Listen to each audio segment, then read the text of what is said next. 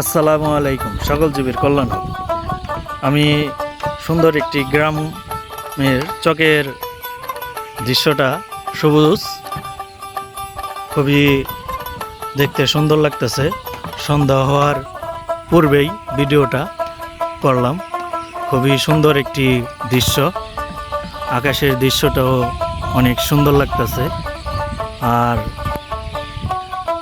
আপনারা দেখতে পারতেছেন দর্শক, চারিদিকে সবুজ আর সবুজ। গ্রামীণ দৃশ্যগুলো খুবই সৌন্দর্য হয়। আকাশের দৃশ্যটা অনেক সুন্দর সন্ধ্যা হওয়ার পূর্বে।